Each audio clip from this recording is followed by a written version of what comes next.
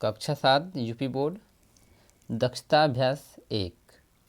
पहला क्वेश्चन है, इस प्रश्न के प्रत्येक खंड में उत्तर के 4 विकल्प दिए गए हैं।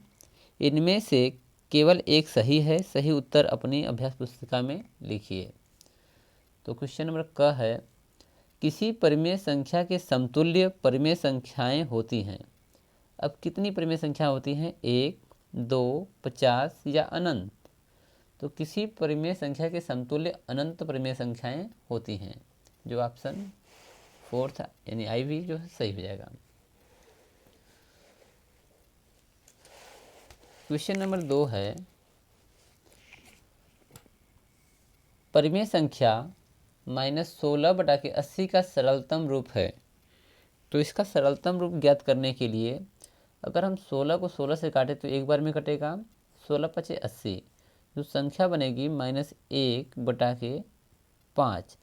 अगर इससे मिलता जुलता कोई आंसर है तो सही हो जाएगा। यहाँ धनात्मक है, यहाँ पर माइनस दोनों है तो ये भी धनात्मक है, यहाँ पर नेगेटिव है तो यहाँ पर ऑप्शन नंबर 3 जो है सही हो जाएगा। ये है गलत। ठीक, तो ग है, परिमेय संख्या 40/25 का सरलतम रूप क्या होगा। तो सरलतम रूप ज्ञात करने के लिए अगर हम 5 से इसको काटें तो 8 × 5 = 40। 5 से काटिए इसको, 5 बार में कटेगा, यानी -8/5 अगर संख्या है तो सही हो जाएगा। ऑप्शन नंबर 1 मैच नहीं कर रहा है। ऑप्शन नंबर बी यह काफ़ी हद तक मैच कर रहा है, यानी कि यही ऑप्शन सही हो सकता है। यहाँ पर 16/-5 है और यहाँ -5/25 है, तो ऑप्शन नंबर 2 जो है सही हो जाएगा। क्वेश्चन नंबर घ है, दो असमान परिमेय संख्याओं के बीच परिमेय संख्याएं होती हैं।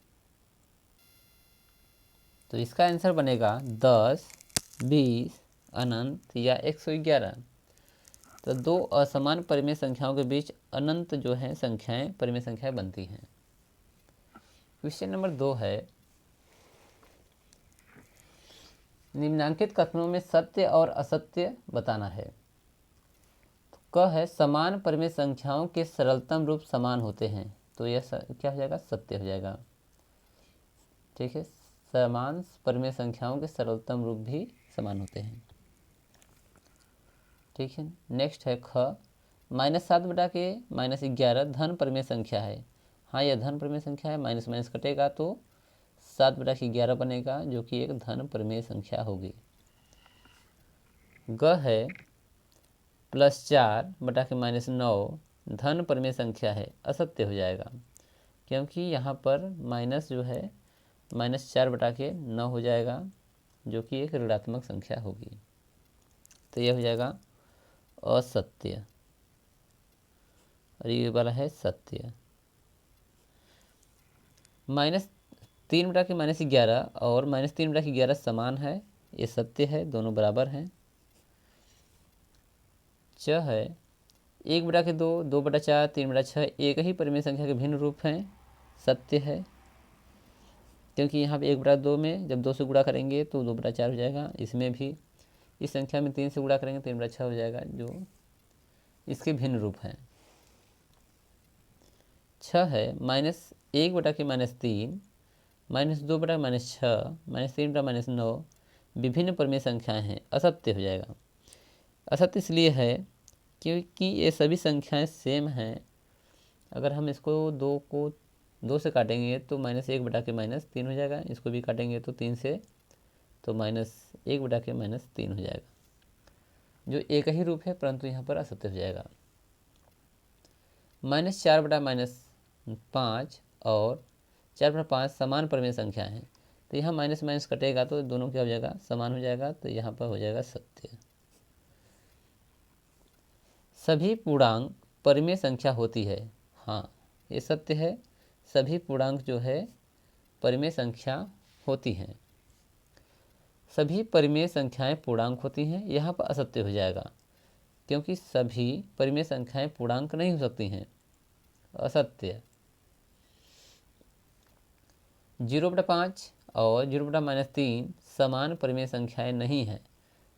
दोनों समान है क्योंकि दोनों को जब भाग लगेगा तो 0 आएगा। तो यहाँ पर कह रहा है परिमेय संख्या नहीं है, समान परिमेय संख्या नहीं है, तो यहाँ हो जाएगा असत्य, क्योंकि ये सब समान परिमेय संख्या हैं।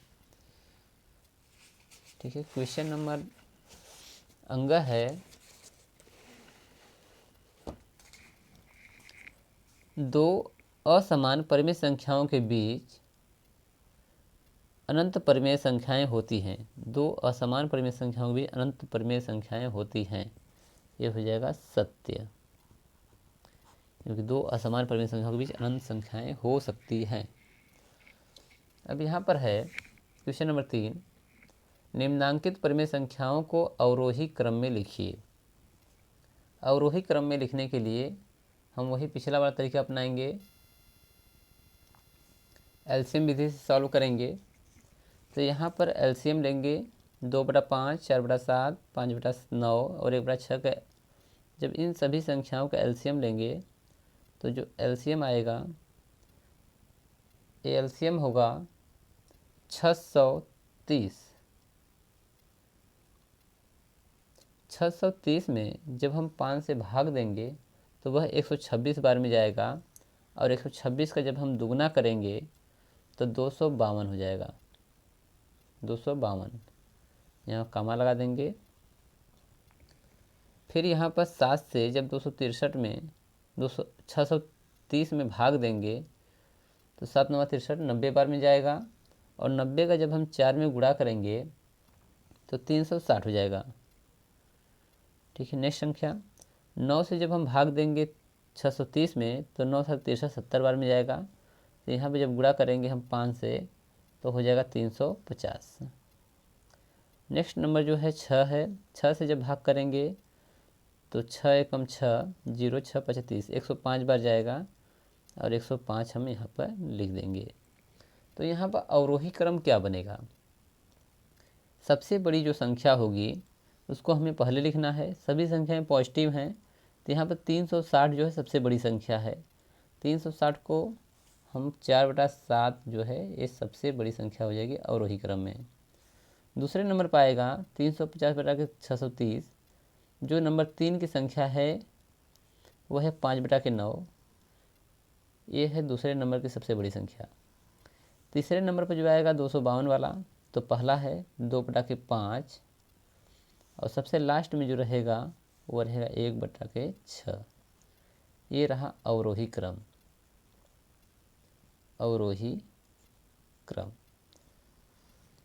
नेक्स्ट है दूसरी सवाल, -4/11, 1/-3, -5/7, -3/4 को अवरोही क्रम में लिखना है। तो 11 3 7 4, इसको हम एलसीएम विधि से न करके इसको हम दशमलव विधि से करते हैं। तो यहाँ पर जब हम 11 से भाग देंगे 4 में तो यहाँ हो जाएगा -0.36। ठीक है। फिर आगे बढ़ेंगे तो 3 से जब इसमें भाग देंगे तो -0.33 आएगा। ठीक है। जब हम 5 से भाग करेंगे, -5 में भाग करेंगे 7 में, 7 से भाग करना है -5 में, तो आएगा -0.71। और नेक्स्ट नंबर है जब -3 में 4 से भाग करेंगे तो जो संख्या बनेगा वो आएगा -4×28, 0.75। तो हमने आपको सबसे पहले बताया था कि माइनस में जो संख्याएं जितनी अधिक होगी वह उतनी छोटी होती है। तो यहाँ पर जो सबसे छोटी होगी वही सबसे बड़ी संख्या होगी। तो यहाँ -0.33 जो है सबसे छोटा है, तो यह है नंबर दूसरे पर। तो पहली जो संख्या बनेगी अवरोही क्रम में वो होगी 1/-3। तो इसका जो आंसर आएगा, इसका आंसर होगा 1/-3। ये सबसे बड़ी संख्या होगी। दूसरे नंबर पर है -0.36, यह पहले नंबर की संख्या है तो होगी -4/11। तीसरे नंबर पर आएगा तीसरी संख्या -5/7, और सबसे लास्ट में आएगा 0.75 का -3/4। ठीक है, यहाँ पर 4 है, यह हो गया अवरोही क्रम दूसरे वाले का। अब तीसरा जो सवाल रहेगा, तीसरा देख लीजिए, इसका भी हम एलसीएम विधि से करेंगे। तो इसका एलसीएम लेते हैं, इन सभी के एलसीएम लेने पर 36 आएगा। ठीक है, तो 9 चौके 36, 5 चौके 20, तो हो जाएगा -20, कामा 12 36, 3 आया, 7 के 21 हो जाएगा, 18 दूनी के 36, 2 आया तो -14 हो जाएगा, और नेक्स्ट हो जाएगा 12 36, 12 दूनी के 24। तो यहाँ पर जो संख्या माइनस में सबसे छोटी होगी वही सबसे बड़ी होगी। तो माइनस में सबसे छोटा जो है 14 वाला है, जो तीसरे नंबर पर है। तो पहली बड़ी संख्या हो जाएगी 7/-18। दूसरे नंबर पर जो संख्या है वह है 20, -20। तो जो संख्या बनेगी 5/-9। तीसरे नंबर की जो बड़ी संख्या होगी वह होगी -21 वाली, यानी दूसरी संख्या, तो होगी -7/-12। और आखिरी में -24 वाली, ये होगा -2/-3। ये हो गया अवरोही क्रम, अवरोही क्रम। लास्ट सवाल है, इन सभी का जब हम एलसीएम लेंगे तो इसका एलसीएम आएगा 48। ठीक है, 4 से जब हम भाग करेंगे 48 में, 4 कम 4, 4 दूनी की 8, 12, 12 36, इसका आएगा -36। फिर भाग लगाएंगे, 12 चौक 48, 4 5 चौके 20, यहाँ पर हो जाएगा -20। ठीक, कामा लगाइए, 16 3 48, 3 7 के 21 हो जाएगा, कामा 24 दूनी 48, -18, 9 दूनी के 18। अब यहाँ पे जो है माइनस में जो सबसे छोटा रहेगा वही सबसे बड़ी संख्या होगी। सभी माइनस में है तो -18 जो है सबसे छोटा है, तो सबसे बड़ी संख्या हो जाएगी 9/-24। ये संख्या सबसे बड़ी होगी। दूसरे नंबर पर आएगी ये 20 वाली, जो दूसरा है 5/-12। ठीक है, तीसरे नंबर पर आएगा -21, तो हो जाएगा -7/-16।